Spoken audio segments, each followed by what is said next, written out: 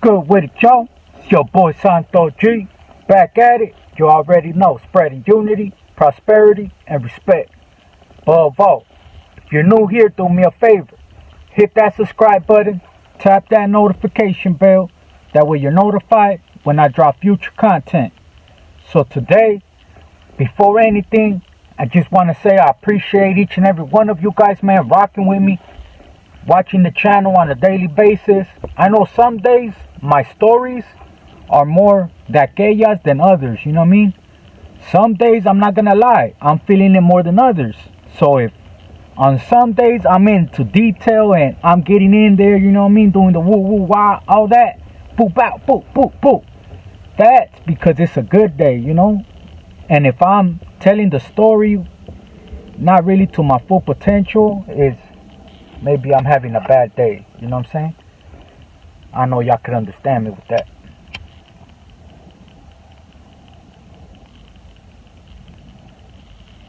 Go ahead and light one up. Today we hotboxing. It's raining outside, so I'm like, man, it's a perfect day to do a hotbox. I don't know if they're going to demonetize this video or not, but hey, we're going to get into it. Before anything, man, shout out Killer Kush.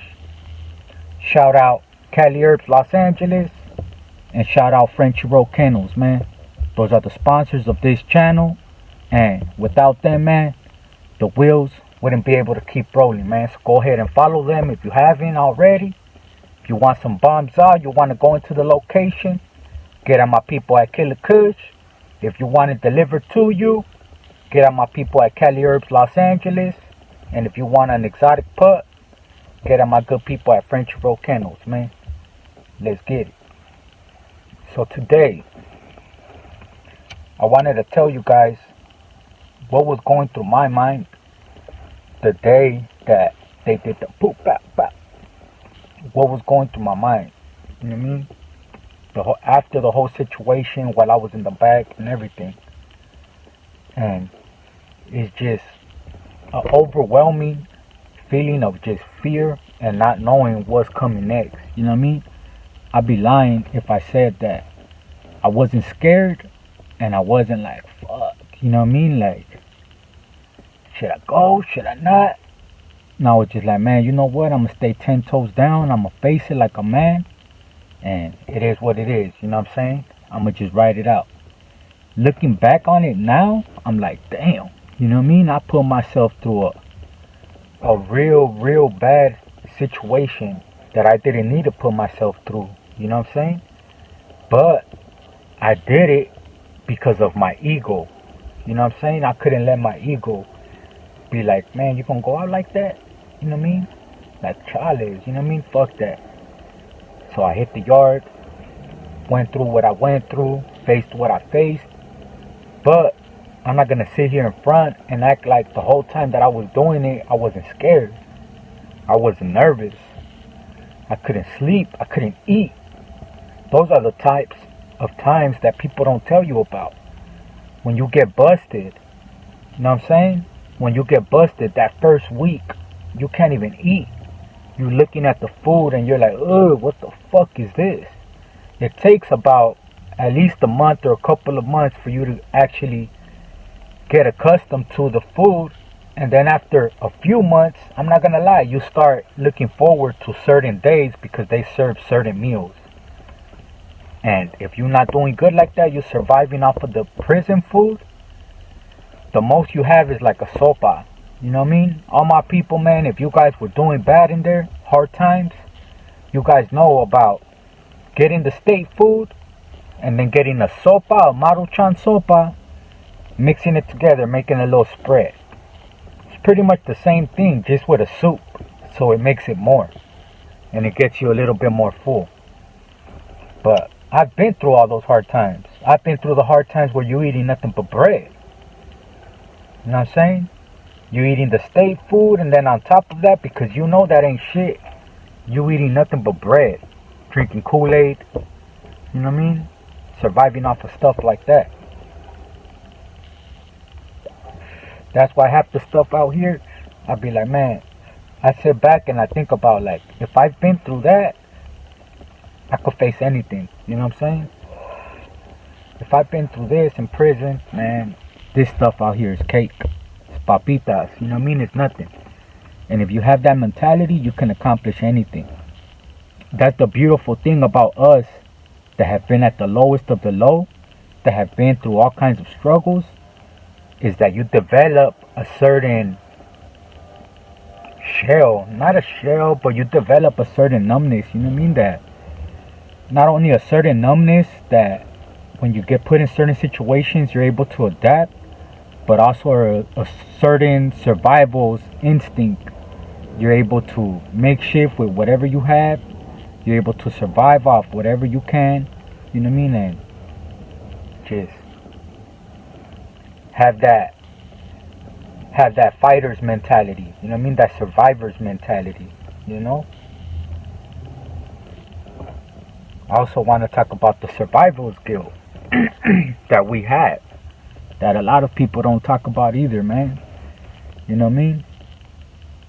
Like, I sit back, and one thing that I preach a lot, and I mean a lot, and I can't stop preaching this, is as far as the youth, think about what you do, man. Think about what you do. If you pick up a gun, or say you pick up your fist and you go beat somebody up, you pick up a can, you shoot someone, you pick up a can, you spray paint a wall in a rival neighborhood. Understand the chain of reactions that you're setting off, right? Say you go and you put the paws on somebody. You go and you fight with somebody from a rival neighborhood, right? You go, boop, boop, boop, boop. You get the best of them. They're going to get mad and they're going to want to come back. They're going to want to come back, and they might not catch you, but they're going to catch somebody close to you or somebody from your neighborhood. Or if they don't find nobody from your neighborhood, they're going to catch an innocent civilian that just looks the part. So not only are you putting your community and your homeboys in jeopardy, but you're putting yourself. So I recommend just think twice, because I've done stuff, man. You know what I mean? I went to prison for an attempted murder, and I know for a fact, after I went to prison, after I got busted for that, I lost at least 3-4 homies within that year that I went and did what I did. You know what I'm saying? And if you really know my story, I was just reacting to a chain of reactions that somebody else had set off by killing another innocent civilian, innocent kid in my city. But you don't know the beginning of it, why they went and did that. You know what I'm saying? There's more to it if you really want to get more in depth. I'm just trying to say, don't be the one to start that chain of reactions. Right? They went, did what they did, I went, did what I did, and they came back and they got like 2-3 homies. I don't know how many homies got of the other part, but we're not talking about that. We're talking about what you do. Just think about it, man. Think about stuff before you do it. Because I do suffer from survival's guilt. You know what I'm saying? I do. I find myself asking myself, why? Why am I still here? You know what I'm saying? I've been through so many near-death situations on the streets. They almost took my life inside the prison system. 2 separate cases. I'm a 2-striker. And I sit back and I'm like, man, most of my dogs either doing life or I go and visit them at the cemetery. That's why you see me alone. And the ones that are out, I ain't trying to jeopardize their lives, jeopardize what they got going on. Just because I want to be on here, on camera, right? Because I already told you guys what neighborhood I'm from and everything. So why am I gonna put them in harm's way? You know what I'm saying? Because anybody could come from any which way. That's why I try to preach as much positivity as I can. I don't have no enemies. You know what I mean? I let it be known I ain't active no more. I'm a family man. I'm just speaking on my life.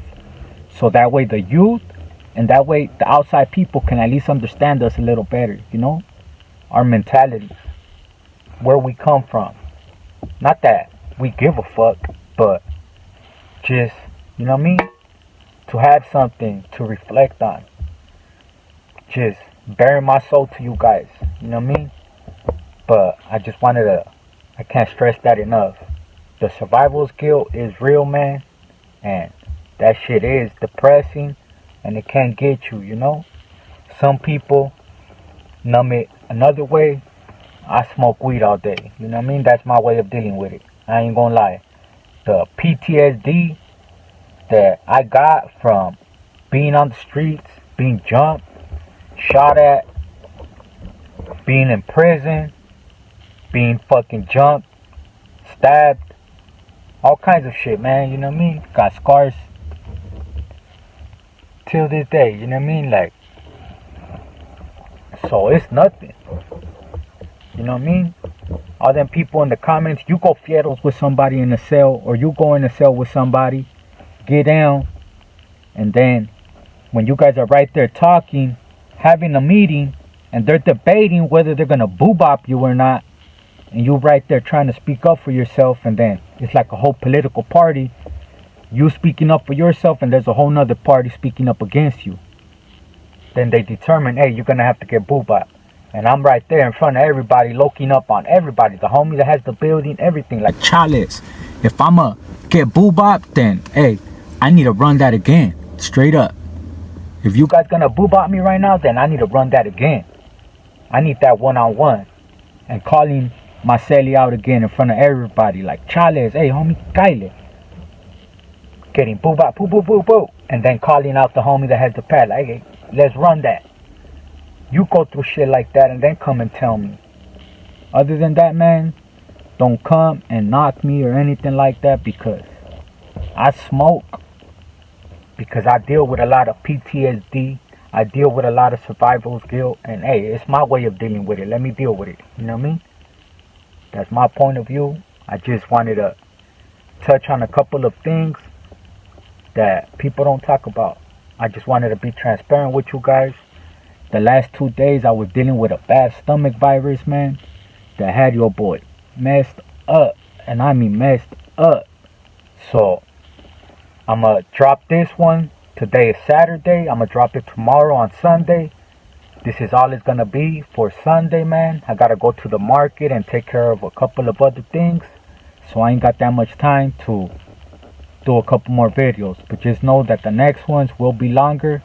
And I'm going to just bare my soul a little bit more, man, and just be transparent and talk about the things that people don't talk about, man. You know what I'm talking about? Unity, prosperity, and respect. Above all, it's your boy Santo G. I appreciate everybody rocking with me. Like I said, man, today I ain't 100%. My stomach is still cramping. I don't know what it is, but a bad stomach virus. Y'all be safe out there, man. Shout out Killer Kush. Right here smoking on that Bon Cali herbs. And shout out Frenchy Roll Kennels, man. I appreciate y'all. You want an exotic pup, shots up to date, paperwork in hand and everything, get at my good people at Frenchy Roll Kennels. Let's get it.